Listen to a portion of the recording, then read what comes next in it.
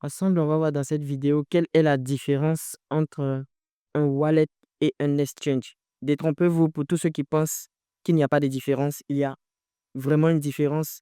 Il y a une différence. Un wallet et un exchange n'ont pas la même fonction. Et dans cette vidéo, je vais vous montrer les différences. On va commencer par la définition d'un wallet. Qu'est-ce qu'un wallet?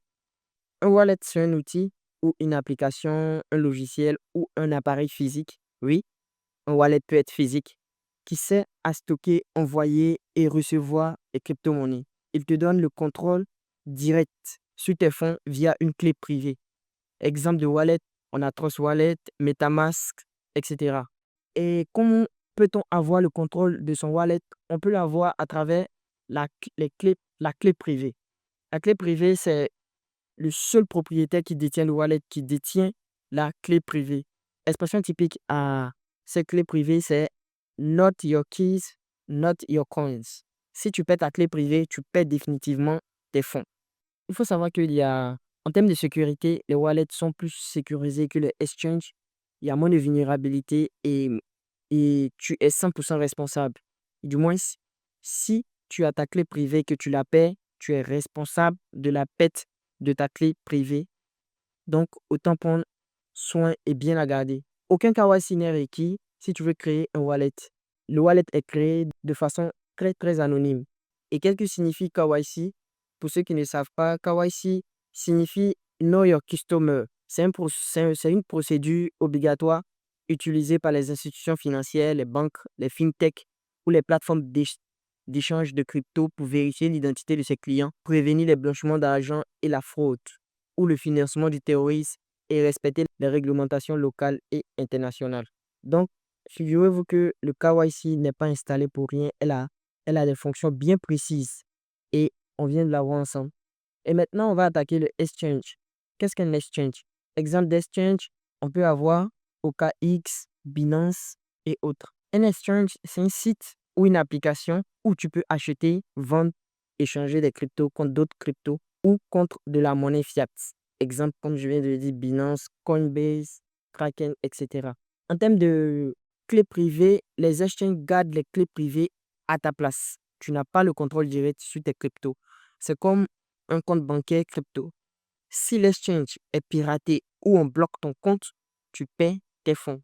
En termes de sécurité, les exchanges sont moins sécurisés sur le long terme car ils sont très ciblés par les hackers qui entreprennent de pirater et tout voler les crypto-monnaies que ces exchanges-là stockent. Certains ont des assurances ou des protections, mais pas tous. Fortement déconseillé pour stocker les grosses sommes sur les exchanges. La majorité des exchanges imposent un KYC que tu vas devoir faire avec ta pièce et une photo. Pour respecter les lois, tes données sont donc enregistrées. Alors, je ne sais pas si vous avez compris, mais là est la différence. On continue ici pour justement dire que le wallet, c'est uniquement, il faut que vous le sachiez, un wallet, c'est uniquement à stocker, envoyer et recevoir ou interagir avec la DApp. Qu'est-ce que signifie DApp? DApp, on aura l'occasion d'expliquer ce mot et à quoi il sert dans les vidéos futures. Donc, n'oublie pas, pense à t'abonner et à activer la cloche de notification. Si tu veux avoir plein de connaissances dans la crypto-monnaie et apprendre à faire fructifier ton argent grâce à la crypto-monnaie. Le wallet, le wallet, il sert uniquement à stocker, recevoir, envoyer, recevoir ou interagir avec la DApp. Il n'est pas conçu pour les trading intensifs. Et les frais, tu payes uniquement les frais de gaz. Quand tu veux faire une transaction depuis ton wallet, tu payes uniquement les frais de gaz, pas de frais de gestion.